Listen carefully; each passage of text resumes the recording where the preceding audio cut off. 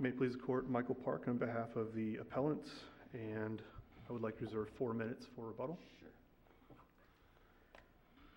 I will be referring to the appellee as the plaintiff below. It's just easy for me to remember it that way, and the appellants as the defendants. Brief history of the case. This is a case where there was a mortgage on a property owned by Tarpon Lakeside, which was collateralized by a 98-room hotel, and later added to that as security interests were 4 condo units. There was a foreclosure, and the plaintiff obtained a partial summary judgment on the amount owed by the borrowers. Then in April of 2014, after the foreclosure, partial summary judgment, the bank filed a motion for summary deficiency judgment against all the guarantors, which is why you have all the other people listed. Unfortunately, right about that time period, the attorney for the defendants passed away in a tragic accident, and new counsel was obtained about 60 days later, right about the time that the hearing was set to take place. The hearing was continued for 30 days effectively, and then took place thereafter in June. The issue in this case revolves around whether or not there was a question or a matter of fact as it relates to the affidavits in the summary judgment. And really, this court needs to decide whether or not the affidavit as presented by the defendants, which caged the value, the fair market value of these properties as a value of X or no more or no less than X, whether or not that creates an issue of fact. Because what happened at the summary judgment motion was the plaintiffs abandoned their affidavits and basically said, we're going to sign on to the defendant's affidavits at the low number of that range. Our position at the time, obviously this was a bit of a surprise move, but our position at the time, the defendant's position at the time, was that we are not espousing a single number. In the last 30 days, we hired an expert. He did a preliminary evaluation of the property and basically said, based on the approach he used, that the property had a minimum value of this, but it could be a lot higher, and he was going to do additional work such that he would be prepared for trial. He didn't say he was going to do additional work. He said he reserved the right to do it. That's correct, but the purpose of this affidavit was to create a fact dispute with the bank's appraisal. correct. I mean, it was to demonstrate, not to create, but to demonstrate there was a dispute. It established that there was a dispute as to the value, that the bank's appraisal had. That's correct. Yeah. The hotel went into bankruptcy? Yes. And do we have, remind me, do we have the valuations of the property that were filed in the bankruptcy proceedings? In the summary judgment hearing, there were references to that, and one of the things that the plaintiff brought up was the fact that the bankruptcy court had espoused a specific value to it, but it wasn't utilized in the summary judgment motion because effectively the plaintiffs adopted the much higher, as they said, much higher value that the defendants placed on it in their affidavits. So that was higher than what was even reported out of in the bankruptcy proceedings? I believe that's correct. Okay. Right. But there's no dispute as to that valuation in the bankruptcy context? there's no dispute. Well, the problem is that indeed was the number. That was the number. In the bankruptcy proceedings. Yeah, Okay. and there was a problem because there were a lot of defendants who were guarantors who were not owners of the property, obviously. And there was an issue as to whether or not collateral estoppel applied and to whom, because there weren't the same parties on each side of the bankruptcy. So, but effectively, that's really somewhat of a red herring because what we're here today about... That wasn't the number the judge used in Correct. the summary judgment. Correct. And really, this boils down to whether or not this court deems that the number of a value not less than X amount of dollars for these properties creates an issue of fact, or whether or not somebody can just come in and say, well, even though that's a range, what we want you to do, Judge, is we want you to torture the construction of that affidavit and say, it's not really a range, it's the minimum number, and we're going to agree to that minimum number. And as if that was somehow the only number that was there. Now, What did he do? What did he use? Comp sales, or was it? I can't remember what method he used. he used the comp sale approach, if memory serves, and he reserved to do an income-based. Correct, because they were one of the properties had a business on, I believe it was a restaurant, that was an ongoing concern. He didn't say he was going to do one. He said reserve the right to do it. Did he indicate how doing an income approach would lead to a different number? The affidavit did not. However, the argument of counsel at the time, if you look at the transcript, basically said, listen, the reason why we had this caged the way it is caged as a value not less than X amount of dollars is because we just got in the case, the expert just got in the case, he came up with this value because it was a quick way to do it, but that the income approach or a different approach that he reserved the right to do will likely yield a higher value. Well, certainly by saying it is not less than based on comparable sales implies that the income approach will increase the value. Yes, I think implicit in the affidavit is that the likely number later on will be higher. And I believe the trial court, if you look at the comments that the trial court made during the proceedings, got a little fuzzy on the summary judgment issue because the judge made comments like, well, what we're here today is to resolve a disputed issue. We're going to resolve that with the affidavits. Well, obviously, you don't resolve a disputed issue at summary judgment with competing affidavits. Basically, you say if there's no issue of fact, then you can resolve it, and the only issue is an issue of law. The court was clearly and obviously concerned with a pattern of dilatory practice. That's what this case had established, that there had been delay after delay after delay, and this was yet another effort to get yet a delay. So the court was trying to make sense out of what it had before it, and it had an affidavit that really didn't, arguably, it either addressed a value or it addressed no value. And I guess if your position is that it didn't address a value, then the affidavit could have been rejected by the court totally as being probative of nothing. Well, that's a very interesting point, and let's go down that line of thinking for a moment. If you take that approach, then the plaintiffs abandoned their affidavits. Because if they didn't abandon their affidavits, then there would be an issue of fact because they'd have dueling affidavits. They abandoned it in the face of an affidavit that appeared to have what they viewed as an inflated number and an effort to get this matter resolved once and for all. They said, fine, we'll take that. We think it's high, but we'll take it. Correct. The disturbing, as you read these briefs and you read the record in this case, what's disturbing is that this is a dilatory pattern on behalf of the borrower. And this was just another effort at delay, it appears, and you can tell the trial court was frustrated by that. It was like, can't we get this resolved once and for all? And that was the effort here. So, and it appeared that the lender was trying to do the same thing. So say, we'll take your affidavit, we think it's high, but what the heck, let's get this over with. So well, it's still not over with. Well, let me address that, the dilatory nature of this. First of all, yes, the case has been going on a long time, but that's not all that uncommon with foreclosures and different sales and things that have to happen. I think the critical issue is to see when was the motion for summary judgment filed, for deficiency summary judgment, and that was filed in April.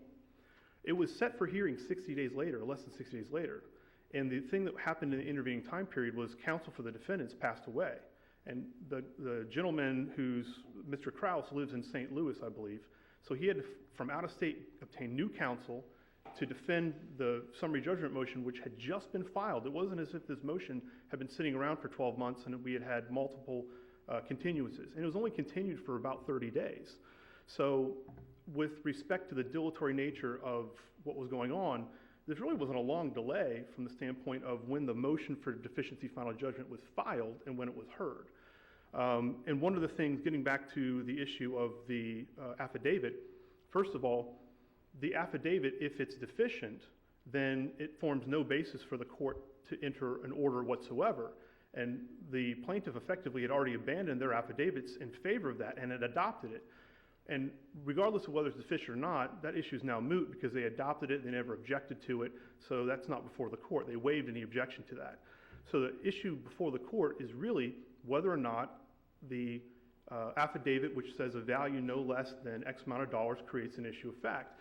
And if effectively you can come in and say, if there's a range of values, I can pick the lower part of the range and agree to that, and there's no longer an issue of fact, I think that that does violence to the construction of the affidavit, does violence to the whole purpose of summary judgment. Well, there was because- no range, there was only one number, so it's at least that. Well, it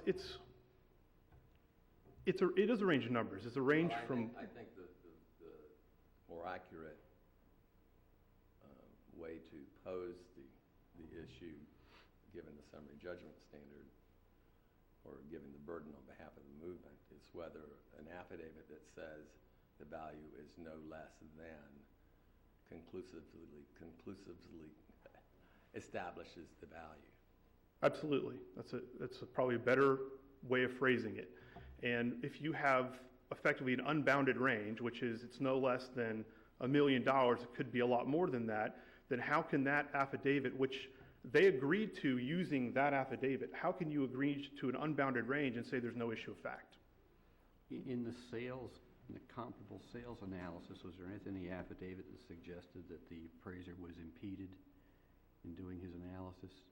I think the affidavit was pretty straightforward. It basically said, I did it, I used the right protocol, I used this analysis, and my opinion is that the fair market value as of the date of foreclosure, which is required, was a value no less than X amount of But dollars. he didn't fudge it to say it's no less than X because of some externalities that prevented me from doing an appropriate appraisal. I don't believe that that was Okay. part of the affidavit.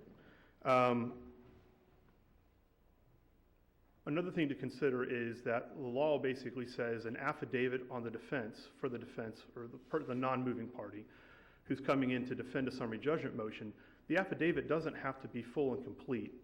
It only has to basically demonstrate that there's an issue of fact. That's a Hall case, Hall versus Talcott from the Supreme Court, 1966, 191 Southern 2nd 40.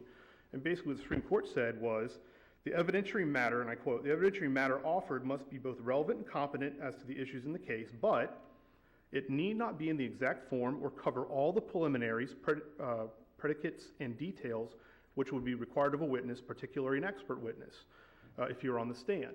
So it's not as if you have to come in with a final opinion that you're not going to do any more work on. Really, a summary judgment is, there's no issues of fact whatsoever, and I think that the affidavits filed by both Mr. Krause and Mr. Colorizio, who's the expert, create an issue of fact based upon the plain language of the affidavit. To rule otherwise, you'd effectively have to rewrite the affidavit. You'd have to strip out the terms which were specifically put in there for the purpose of saying this could be more. And you're going to have to basically say this is the final opinion, you can't modify it anymore, and restructure the affidavit, which is inappropriate in a summary judgment motion. If the bank hadn't abandoned its position, I suppose your client would have been perfectly happy arguing that the good enough number was good enough. I have no idea what he'd be happy with arguing, Your Honor. All I know is the facts that I have in front of me, which are they agreed to this affidavit and they agreed to the terms. They didn't modify it. They said that we stipulate to their numbers. We stipulate to their affidavit, and part of that affidavit was a number of no value less than this particular number. So they can't basically agree to a document and then restructure the terms of it afterwards. You either agree to it or you don't. And this is a summary judgment motion. This isn't saying that they're not going to prevail on the issues later on. It basically just allows my client to get to a trial on the merits of the fair market value. He may lose. He may get less than what they're potentially agreeing to now, but for purposes of summary judgment, what this court is required to look at is whether or not there's a disputed issue of fact. And on the face of the affidavit, there is a disputed issue of fact. And for that reason, this is not an appropriate summary judgment.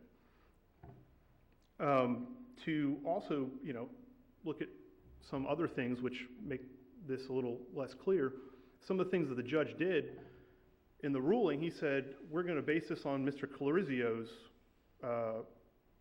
values. And then later on, the order is based on both a mixture of Krause's and Colorizio's. It benefited my client because Mr. Krause's were potentially higher, but still there's an inconsistency there. And this record is replete with inconsistent statements by the court. He basically said, I'm going to resolve issues. I'm going to, this has gone on long enough. This is judgment day, is what he said. Well, summary judgment isn't judgment day. It's not a trial. It is a question of whether or not there's any disputed issues. And to say basically, I'm frustrated with how long this has taken, that's an inappropriate methodology to use when you look at a summary judgment motion. If so, I mean, go have a trial on the issues. If it's ready to go, it's ready to go, but it's still not appropriate for summary judgment. For that reason, I don't know where my time is, Your Honor. You have about 5.5 minutes to Okay. For that reason, we would request the court reverse the summary judgment and allow this to proceed forward to a trial on the issue of fair market value. Thank you. Mr. Park.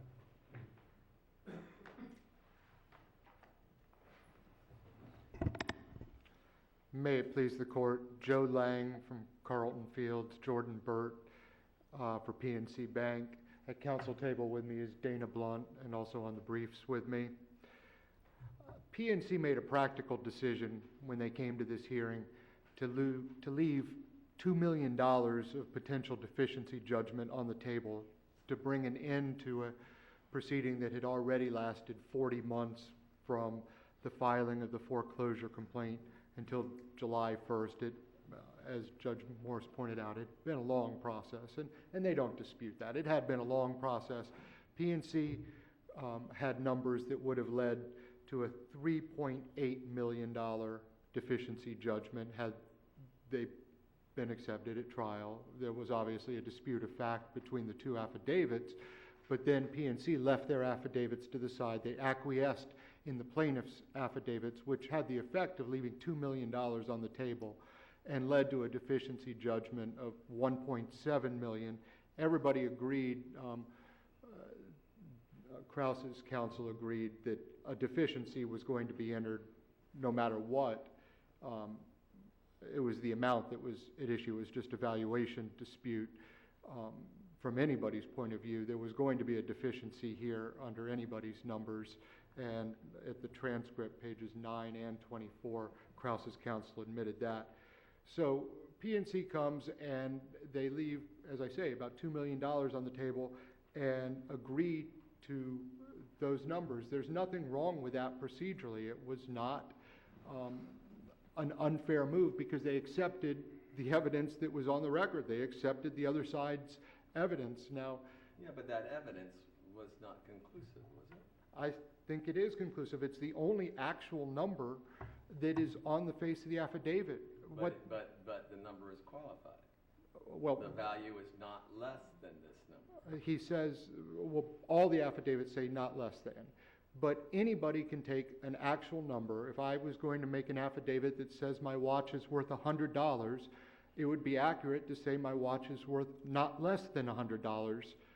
And that comes to the key of this whole case.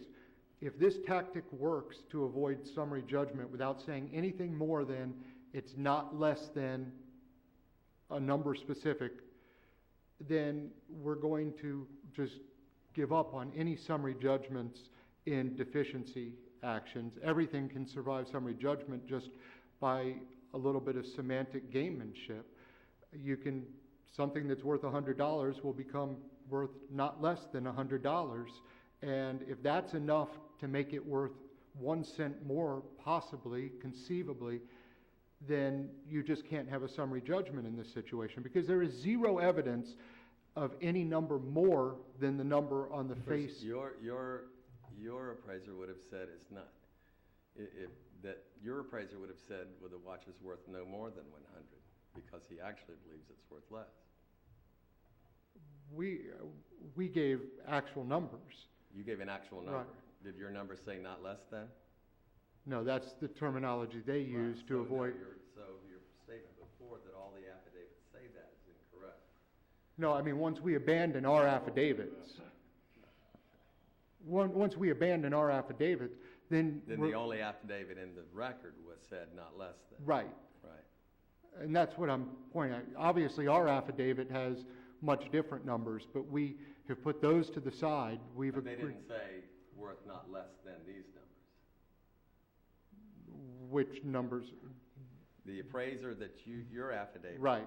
We had higher numbers. Had a number. Right. Did it say it is worth not less than whatever this number was? No. And so when we come in and we say we will take these numbers, which are the numbers on the face of the affidavit, which we think are grossly inflated over our numbers, just to put an end to the litigation, there is no, by using the terminology not less than, that doesn't create an issue of fact because there's zero evidence that it's any more than that. And But but they don't have the burden on summary judgment. You do. I mean, you have the burden to prove that conclusively prove there's no well, that issue there's of an fact, absence of and any genuine issue of Right. fact, but there's, And they've said that their appraiser did a comparative sale, right, but had not done an income analysis. correct.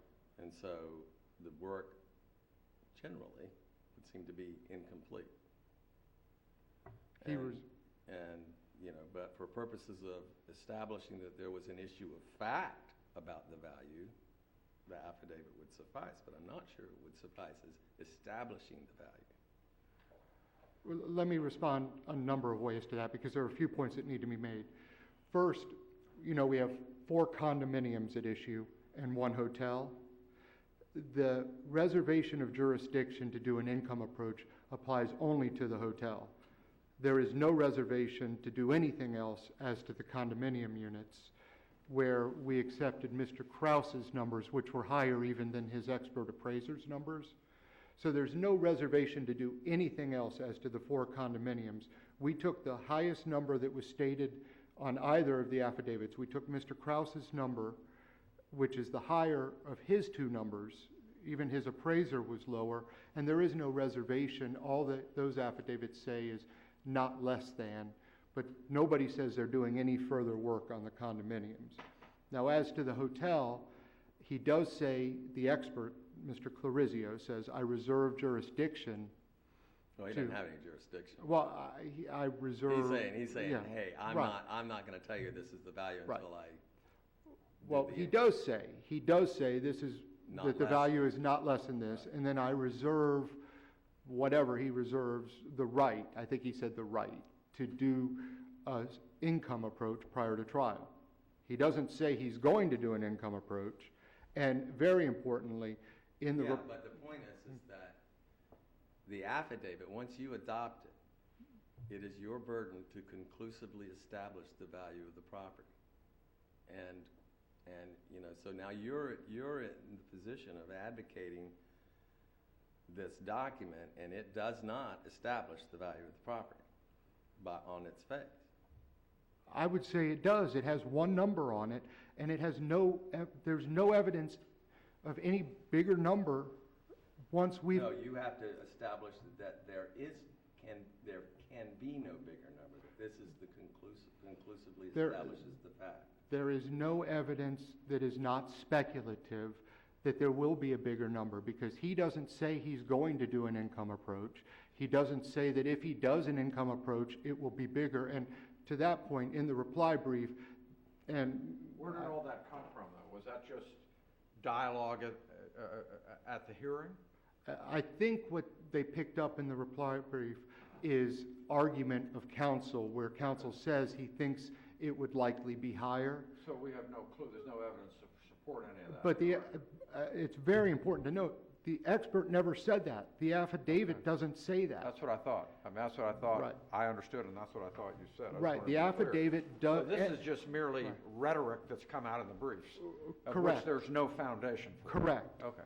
And it was argument at the hearing below that they believe that if the expert had done the income approach, But that we it would have don't been know. higher. But we don't know, and the expert didn't say that. The expert didn't say, I'm going to do it, and the expert didn't say, if I did it, it would be higher. But he certainly said it wouldn't be lower, He says not less than. not less than. Right, But I reserve the right or whatever, the opportunity or whatever, to do an income approach. right. But he doesn't say he's going to, he doesn't say it would be higher. One could draw an inference, perhaps. I don't believe so.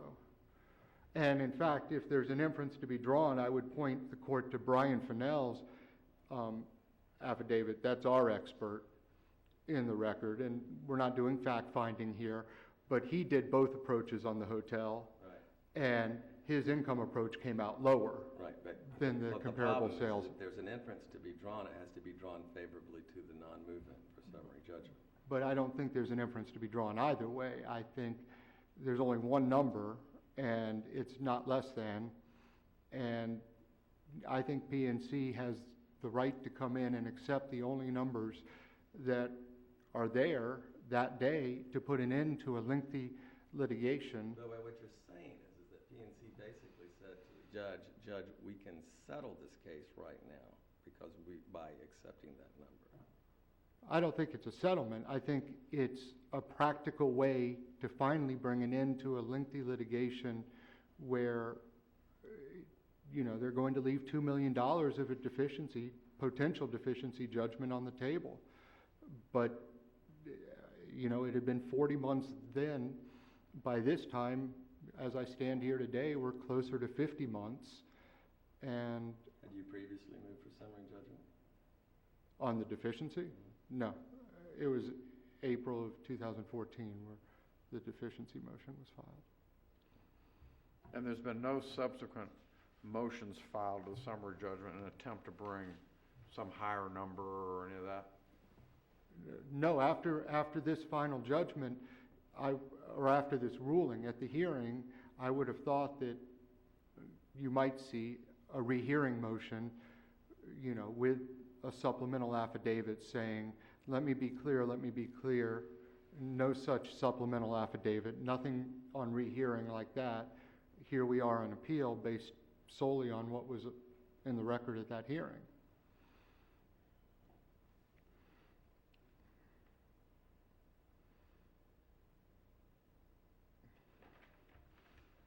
I think that there may be a continuum of these different types of ways to word affidavits, but frankly, I think the not less than wording is the cleanest case. I mean, you can imagine some other affidavits where somebody might say $100 or more, or $100 or it's likely to be more when I get around to doing more work. We don't have any of those even closer to the line cases.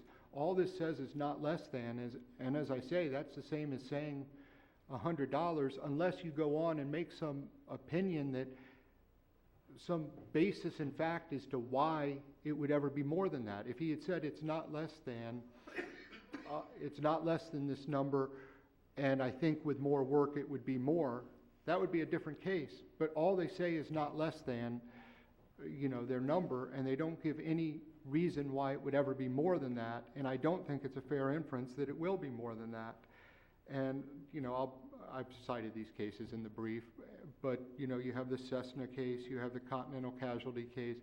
They all go to, the insufficiency of speculative affidavits or affidavits that just put assertions in affidavit form that aren't real evidence. And, here we have just, an open-ended argument of that not less than creates a range. I heard that a couple times, that creates a range. Well, that's not a range. That's just a semantic turn of phrase if you don't give something to support the fact that it could be more than that number.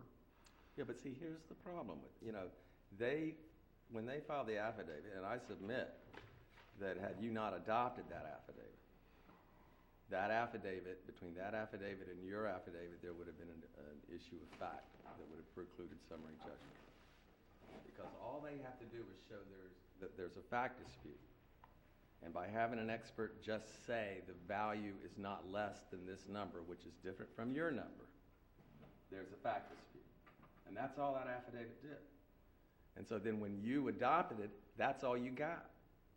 It does not conclusively establish the value of the property. Never on its face was never intended to by that qualification.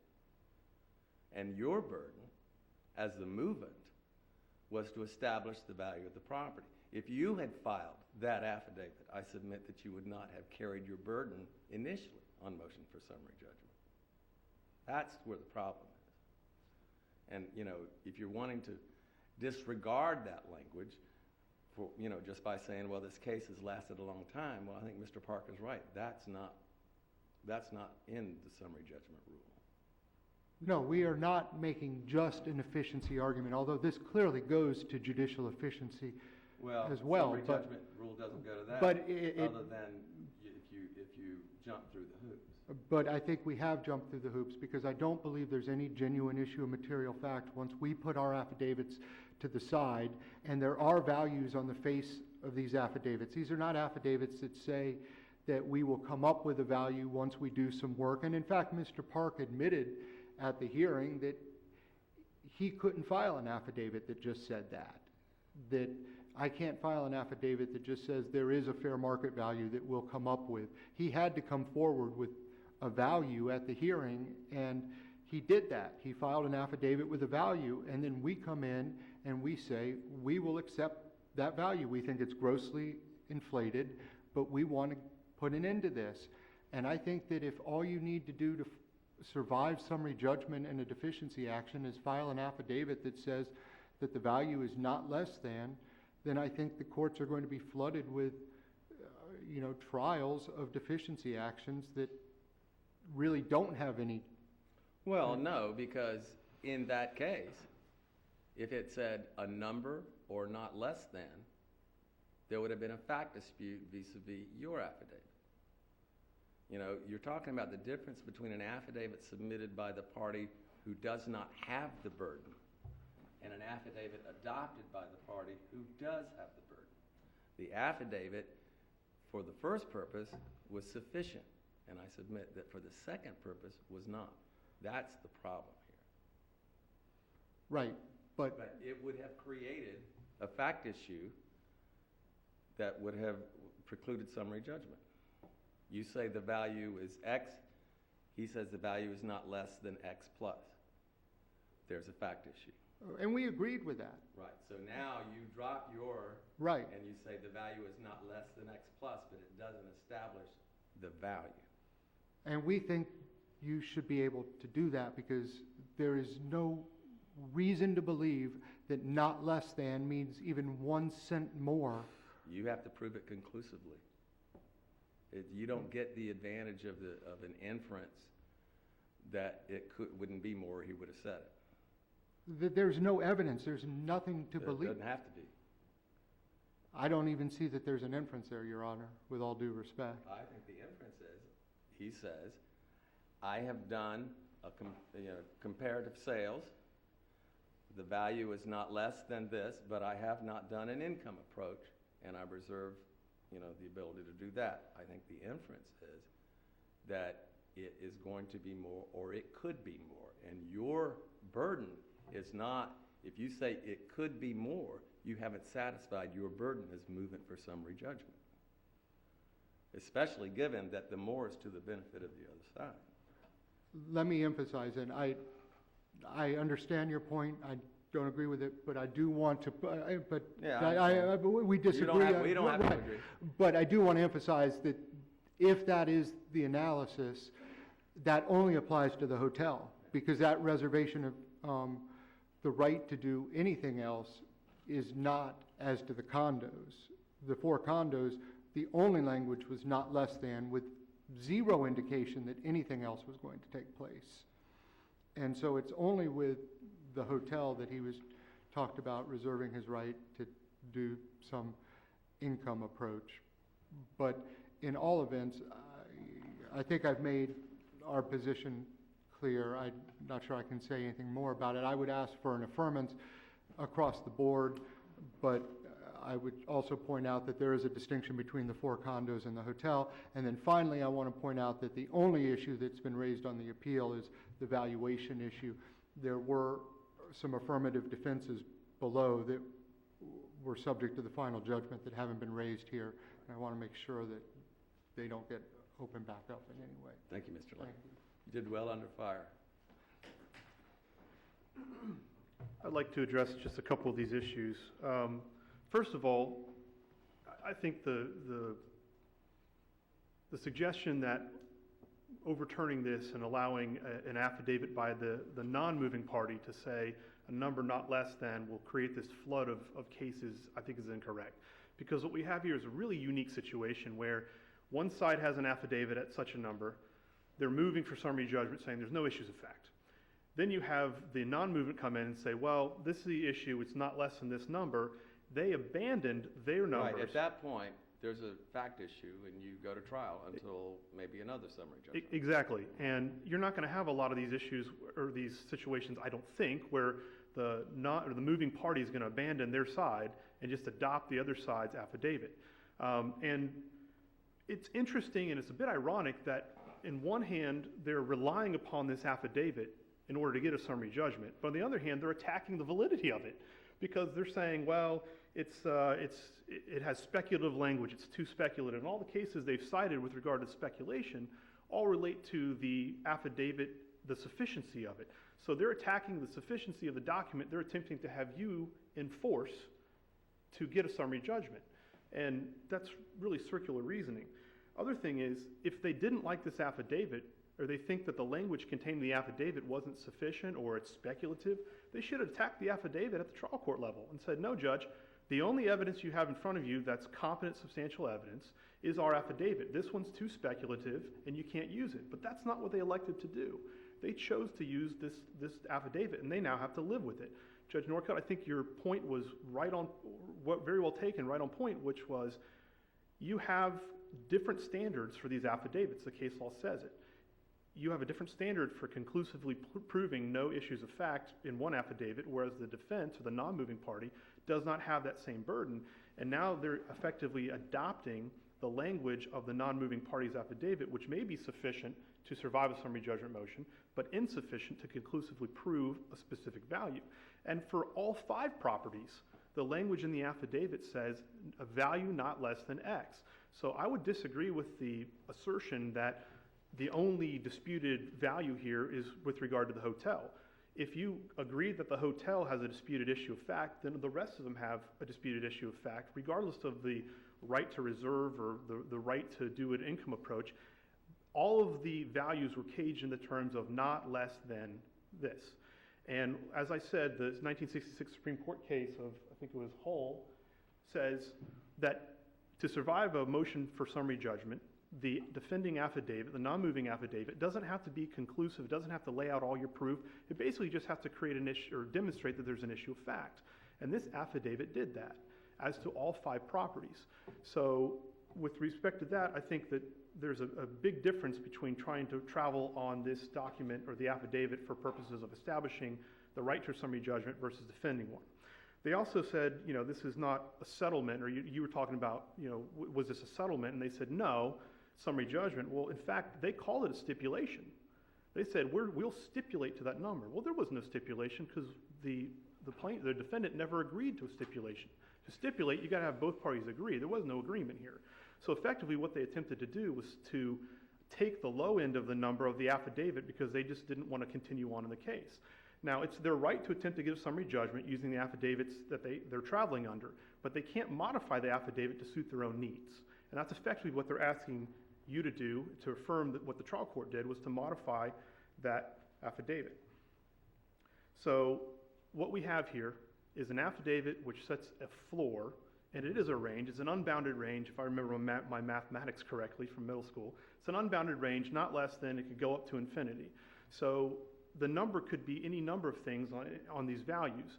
And to survive summary judgment, all we had to do is demonstrate there could be a specter, an inference that there may be an issue of fact or the values may be something different.